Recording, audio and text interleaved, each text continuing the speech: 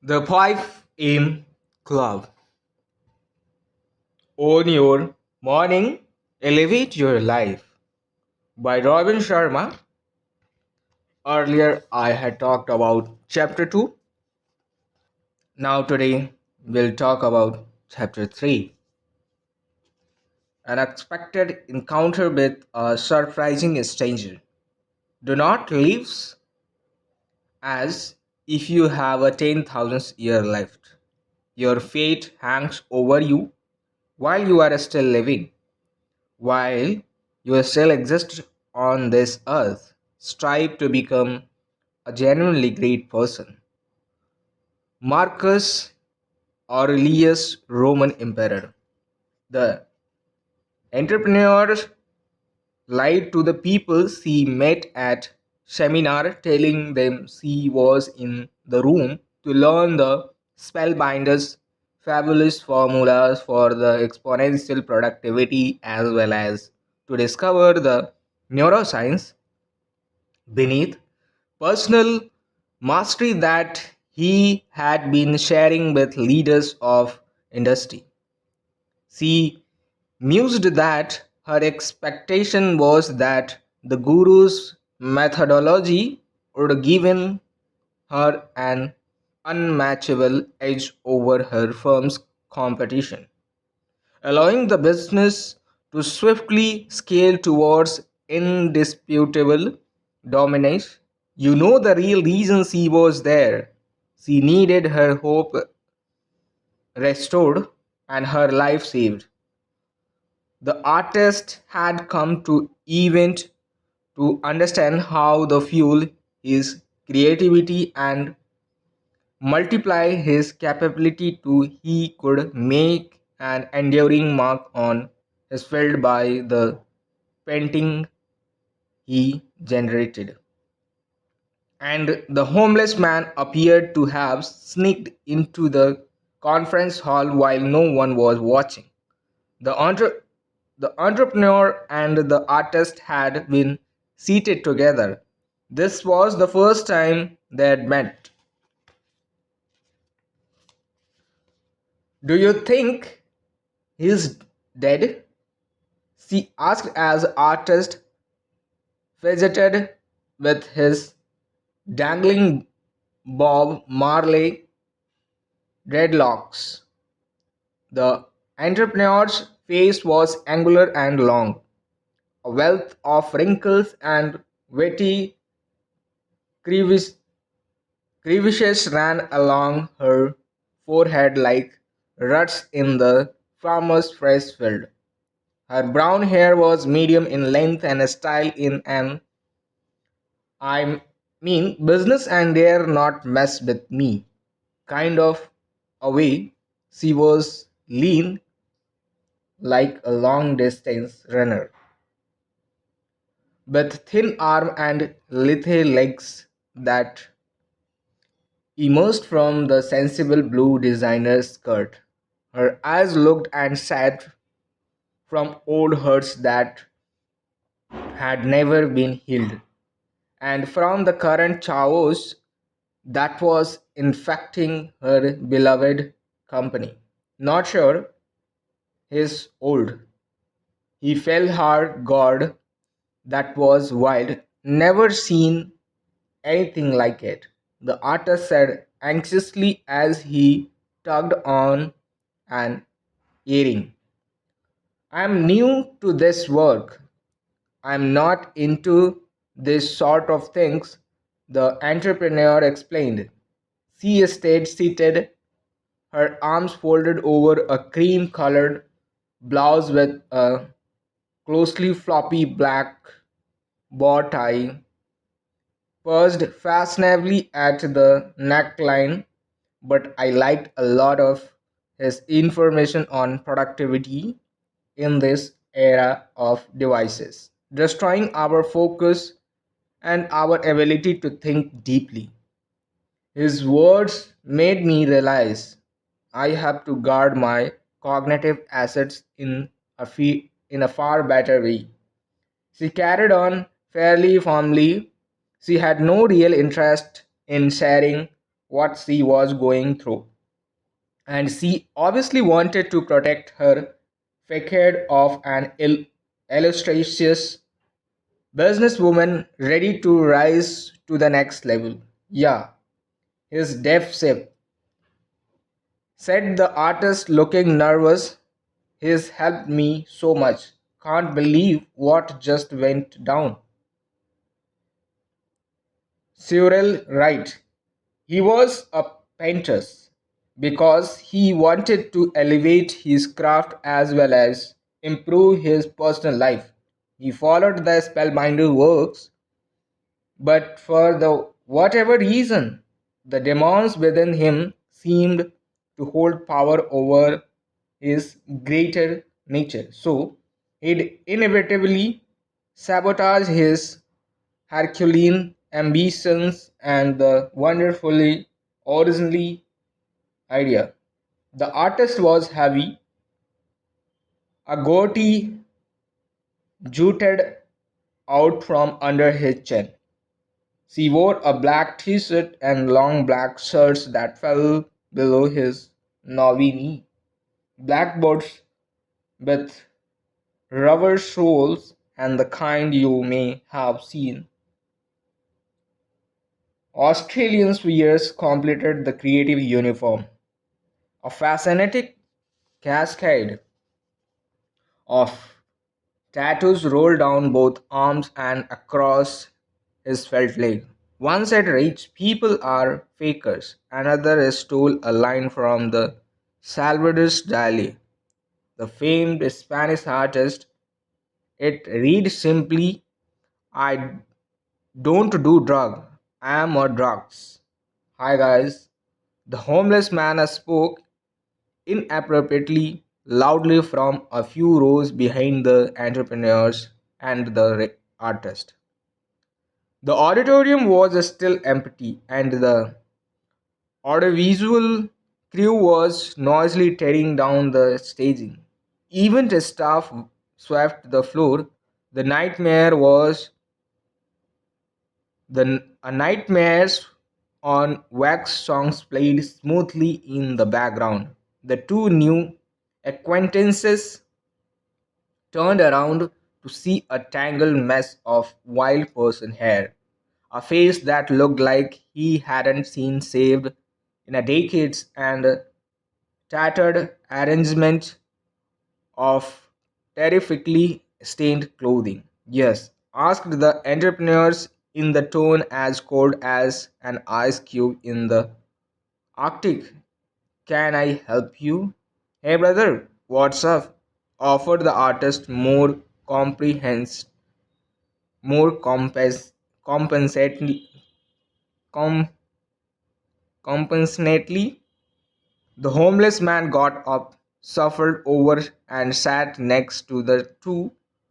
Do you think the gurus croaked? He asked as he picked at the scarf on one of his wrists. Not sure, the artist replied as he twirled another deadlocks. Hope not. Did you guys like a seminar? You into what the old timer said? Continued the scurfy stranger. Debs, said the artist. I love his work. I have a hard time living it all. But what he says is profound and powerful. I'm not sure, the entrepreneur said cynically. I like a lot of what I heard today, but I am still not convinced on some other things. I'll need some time to process it all. Well, I think is numero uno, stated the homeless man with a word. I made my fortune thanks to the teaching of the spellbinder, and I have enjoyed a pretty world class life because of him. Too, most people wish for phenomenal things to happen to them. He taught me that exceptional performers makes phenomenal things happen to them.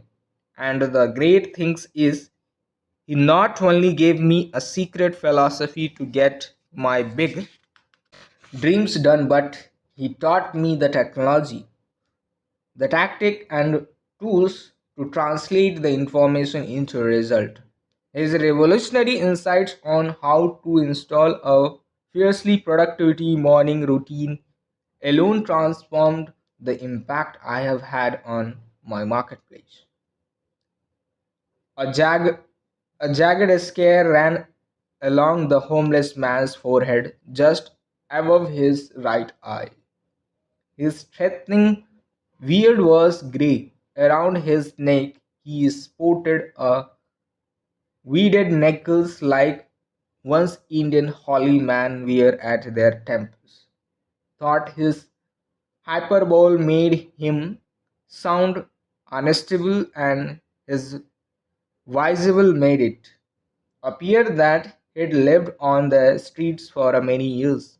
His voice displayed an irregular sense of authority, and his eyes revealed the confidence of a lion. Total crackpot, the entrepreneur whispered to the artist. If he's got a fortune, I am a Mother Teresa. Got you? He seems insane, the artist replied, but check out his humongous watch. On the left wrist of the homeless man, who seemed to be in his late 60s, was one of those massive timepieces that British hedge fund managers are prone to wear when they go out to dinner in Mayfair. It had a dial the color of revolver surrounded by stainless steel rim, a red needle's thin R hang and a sunset orange minute hand. This noteworthy badge of honor was united with a white black rubber strap, lending a driver like feel to whole luxurious look. 100 grand easily, said the entrepreneur discreetly. Some of the people at my shop bought watch like that the day after our IPO. Unfortunately, our share price plummeted, but he kept their damn timepieces. So, what part of the spellbinder stock did you cat likes best? The vagabond asked, still scratching his wrist. Was it all stuff about the psychology of genius that he started out with? Or maybe those incredible novels he thought on the productivity hacks of billionaires that he jammed on in the middle? Maybe you are stalked by all the neurobiology that creates top performance, or did you vibe with his theory on our responsibility to reach legendary while serving as an instrument for the beneath of humanity that he walked us through before that dramatic finish? The homeless man then winked and glanced at his big watch. Hey dude, hey dudes, this has been fun, but time is one of the most precious commodities. I have learned to bulletproof.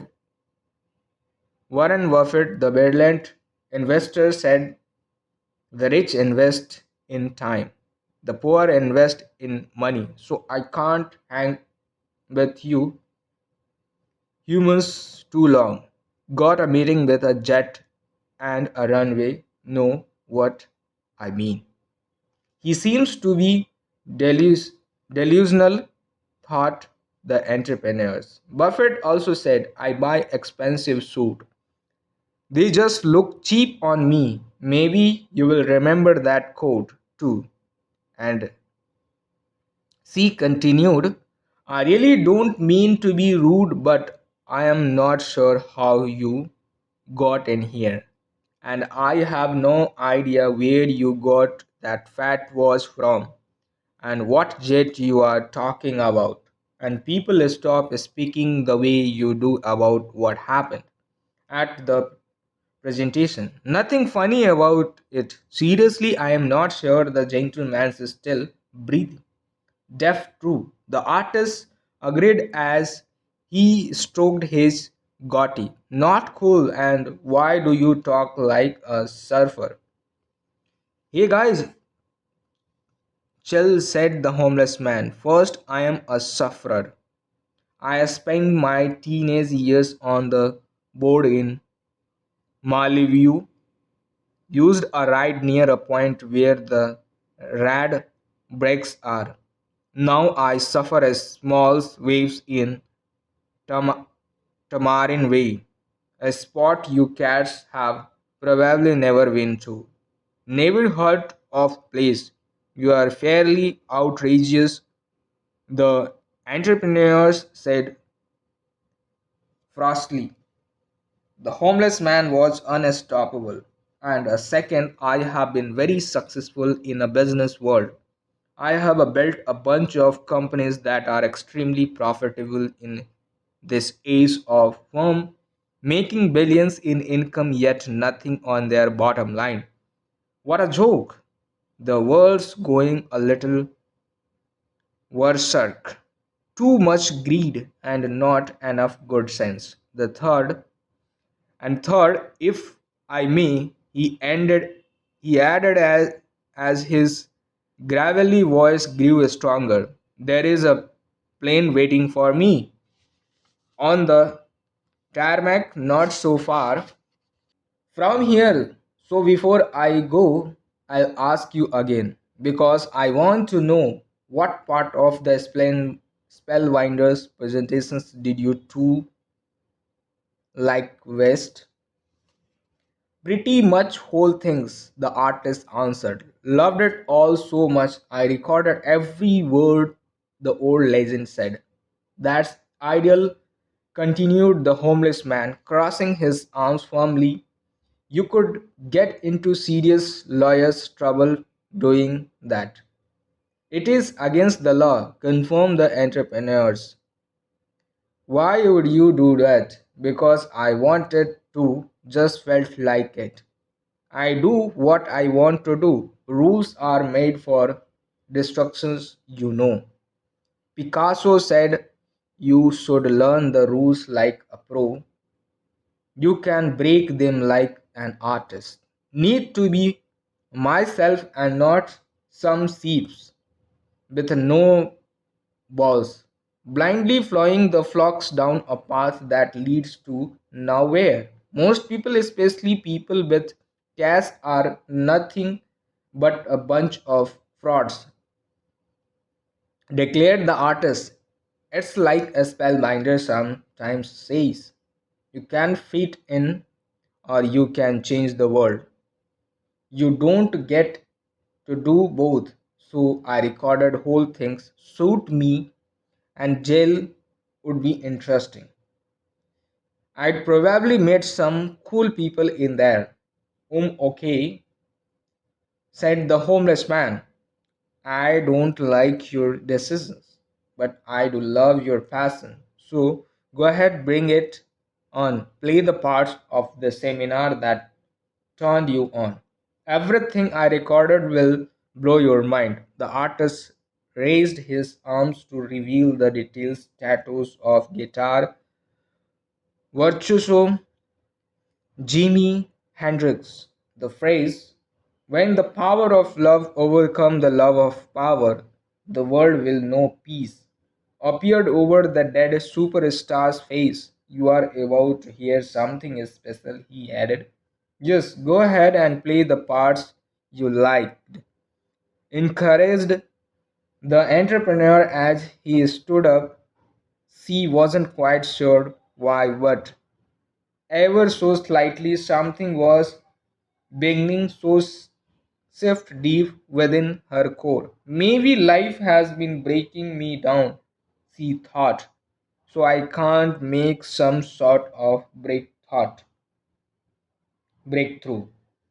Being at this event, meeting the artist, hearing the spellbinder's words, even if she didn't agree with all he said, was giving her feeling that what she was experiencing at firm just might be some form of presentations demanded by her greatness. The entrepreneur was still skeptical, but she sensed she was opening and possibly growing, so she promised herself she kept following this process instead of retreating. Her former way of existing no longer served her. It was a time for a change. The entrepreneur thought about a quote she loved from the Theodore Roosevelt. It's not a critic who counts, not the man who points out how to a strong man stumbles, or where the door of deeds could have done them better. The credit belongs to the man who is actually in the arena, whose face is marred by dust and sweat and blood, who strives valiantly, who errs, who is, who comes up short again and again, because there is no effort without error and shortcoming. But who does actually striving, who does actually strive to do the deeds, who knows great enthusiasm, the great devotions, who spend himself in a worthy cause, who at the best knows in the end of the triumph of high achievement, and who at the worst, if he fail, at least fail while daring greatly, so that his place shall never be with those cold and timid souls, who neither know victory nor defeat. She also recalled the phrase she learned from the spellbinder's address. Something like the moment when you most feel like giving up in the instant, when you must find it in you to press ahead. And so, the businesswoman reached deep within herself and made a vow to continue her quest to find her answers, solve her problems, and experience vastly better day. Her hope was gradually expanding and her worries were slowly shrinking.